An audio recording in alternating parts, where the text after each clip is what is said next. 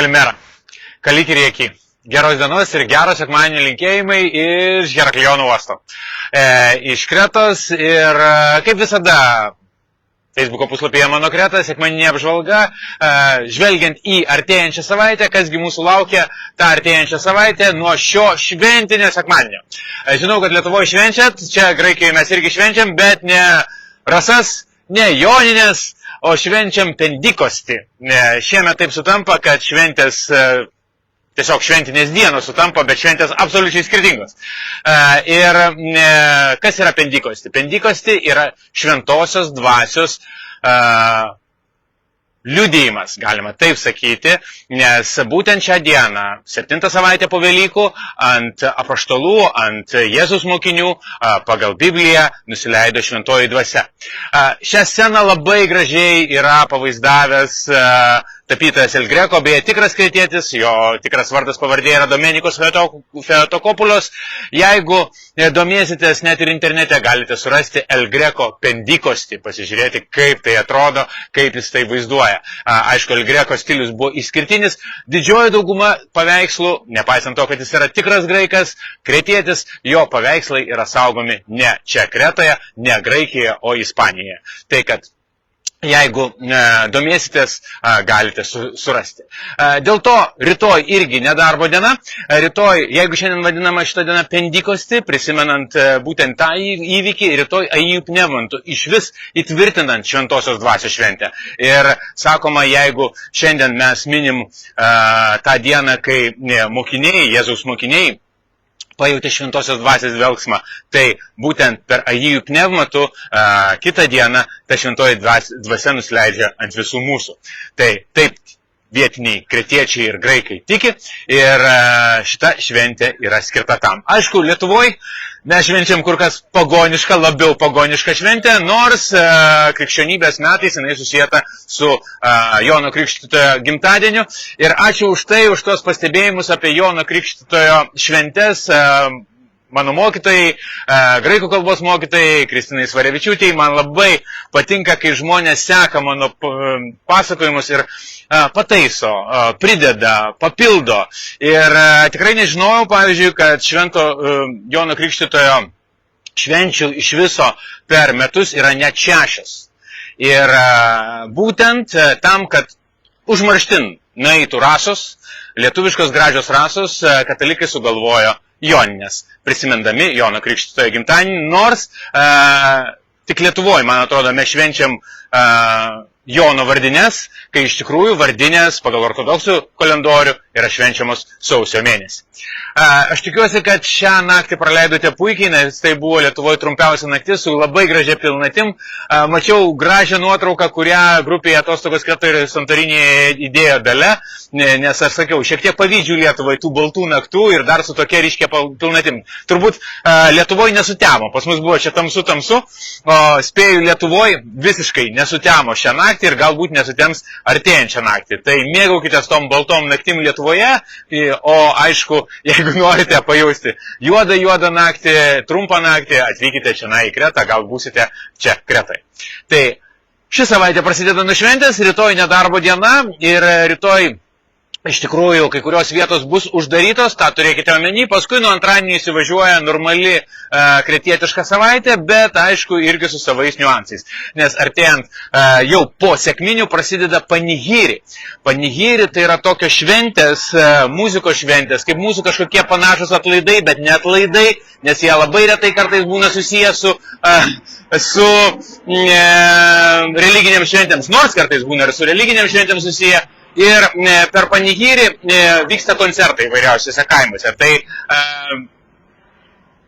liaudės muzikos koncertai dažniausiai. Ir čia, kai manęs klausė, sako, Audriau, mes norėtume sudalyvauti kažkokioje tai tautiniai šventėje, ne turistams skirtoje, aš visada sakau, nuvažiuokit į panihirį. Tai tiesiog vienas iš šansų, bet reikia atsiminti vieną svarbų dalyką. Panihiri dažniausiai prasideda vėlai vakare, apie 11 vakaro, 12 nakties ir baigėsi su aušra. Nes yra aušrinės dainos, kai kretiečiai dainuoja atskiras aušrinės dainas ir reikia sulaukti aušros. Tai tikrai nebus taip kaip Lietuvoje, kad koncertas prasideda 9-8 valandą. Ne, mes čia visada švęsti pradedam naktį ir baigiame ryte. Tai jeigu nusiteikia ir turite jėgų sudalyvauti tokioje šventėje, tikrai labai rekomenduoju jau šį savaitgalį. Dafnės miestelėje šalia Heraklijono, kur dabar aš esu, Dafnės miestelėje bus vyno šventė. Jie taip pavadino ją, bus panihyrė su muzika, dainom ir aišku daug vyno, nes Dafnės, vien tik Dafnės kaime, man atrodo, yra 4 vyninės, jeigu jau ne 5. Tai kad galėsite išragauti įvairiausių rūšių vyno, bet švęsti naktį, ne dieną ir ne vakare. Tai nusiteikite tam. Tai čia yra toks niuansas. Tai kiek prisimenu, Dafnės Jortytų Krasių vyno šventė prasidės 28 dieną ir jūs joje galite sudalyvauti.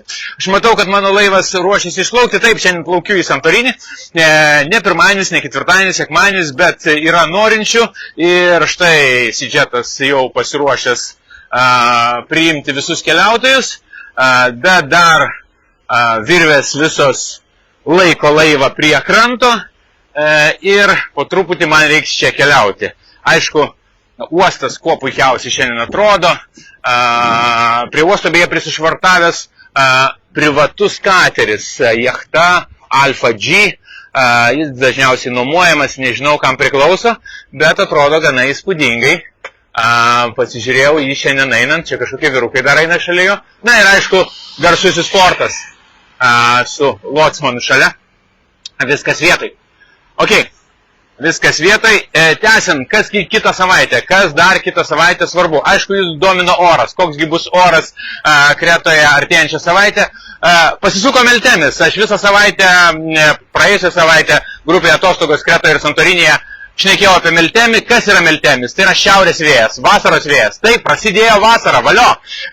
Nuo šios nakties, kuri buvo pati trumpiausia šiemet, prasidėjo vasara ir jinai truks iki rudens lygiadienio ir būtent vasara Kretoje ir visose mažose salose, Kikladėse pučia Meltemis. Meltemis šiaurės vėjas, kuris gaivina salas, dėl to tą vėją jausite, kartais jis stiprėja, kartais susilpnėja, bent jau sinoptikai žada, kad jis bus pakankamai stiprus savaitės pradžioje, o į savaitės pabaigą šiek tiek susilpnės, dėl to temperatūra gali šoktelti iki plus 36-37. Turėkite tą omeny, jeigu kažką planuojatės, ypač pasivaikščiojimus į kalnus. Bet apie tai dar papasakosiu, aišku, grupėje atostogos Kretoje ir Santorinėje, kur apžvelgiu kiekvieną dieną. Tai čia šitas irgi niuansas svarbus. Na, o artėjant savaitgaliui, taip, vyno šventė, apie kurią ką tik pasakojau, ir 30 dieną yra vardo dienos šventė, tai yra visų šventųjų šventė ir esmė yra ta, kad čia kretiečiai švenčia ne gimtadienius, o vardadienius labiau, būtent vardadienius. Ir yra tokių kaip aš, Audrių, ar ne, nes mano vardas yra, nėra tokio švento vardo kalendorijoje kaip Audrius, tai dėl to mes švenčiam vardines, kurie neturim savo šventųjų vardų per visų šventųjų šventę. Visų šventųjų šventė tai yra savaitė po sekminių. Šiemet birželio 30. Ir visi su lietuviškais vardais, kurie būsite Kretoje, rekomenduoju birželio 30 susirasti kokią visų šventųjų bažnyčią ir ten sudalyvauti šventėje, nes šventėje bus tikrai labai didelė.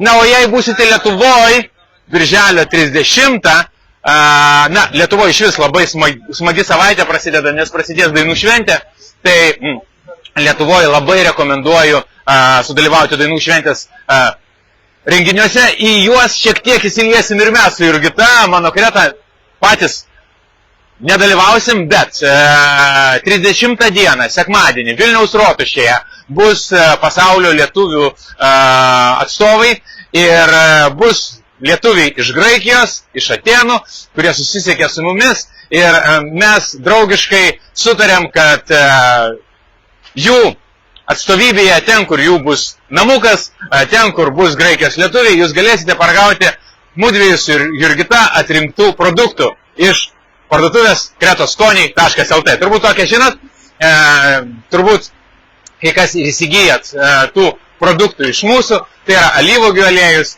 tai yra kitų produktų, tai visokie pagardai ir taip toliau. Aišku, ne visų produktų galėsit paragauti tuo metu.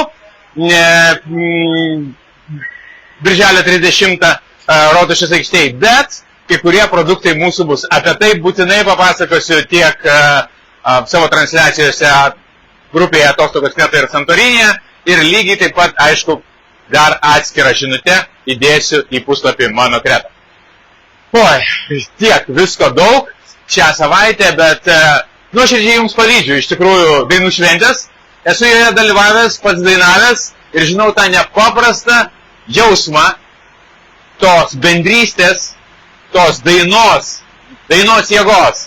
Tai nežinau, esate suplanavę ar nesate suplanavę. Jeigu ir nebūsite dainų šventės renginiuose, dainuokite kažkur tai patys. Padainuokite iš visos jėgos. Arba tiesiog, kaip ir sakiau, prisijungkite prie kai kurių renginių, birželio 30, ateikite susipažinti su pasaulio lietuviais ir tuo pačiu bent jau neformaliai prisiliesti ir prie Kretos, ta prasme, nepašnekėti su mumis, bet paragauti tų produktų, prie kurių mes patys esam prisilietę. Triukšmas, ar ne? Nes esu laive, kuris pasiruošęs išplaukti, čia jau yra viskas sudėliota, man reikia išsitraukti bilietus, susirasti bilietus ir pirminį Santorinį. Beje, kitą savaitę mano ekskursijose į Santorinį vietų jau nėra likusi. Taip netyčia gavosi, kad viena ponia negalės vykti birželio 27 dieną. Na, yra, taip atsitinka vyresniems žmonėms, kad pasako ne, aš šitos šilumos negalėsiu turbūt pakelti. Dėl to birželio 27 dieną yra viena laisva vieta mano ekskursijoje ir jeigu kažkas norit, prisijunkite prie jos. Tai va, tokia galimybė. O šiaip labai rekomenduoju kreiptis dėl ekskursijų Liepos mėnesį. Vietos tirpsta greitai. Tai tiek dėl mano asmeninių, tiek dėl, aišku, ekskursijų į Santorinį. Mano ekskursijų aš pats jas vedu, bet netgi ir kolegų, mano partnerių ekskursijose jau kartais nelieka vietų. Ok, tiek daug visko, ar ne? Ačiū labai, kad sekate, ačiū labai, kad domitės. Geriausia, kaip ir sakiau, bendrauti elektroniniu paštu manokreta@gmail.com. Tiek šiandien. Iki pasimatymo kitose transliacijose, aišku, kasdieninėse transliacijose grupėje Atostogos Kretoje ir Santorinėje ir kiekvieną sekmadienį apžvalga artėjančiai savaitei būtent čia, Facebooko puslapyje Mano Kreta. Dar kartelį gražaus sekmadienio visiems, labai gražios savaitės, labai šviesių naktų Lietuvoje ir dar gražesnės dainų šventės, kuri prasideda artėjančią savaitę. Sėkmės jums ir iki kitų susitikimų.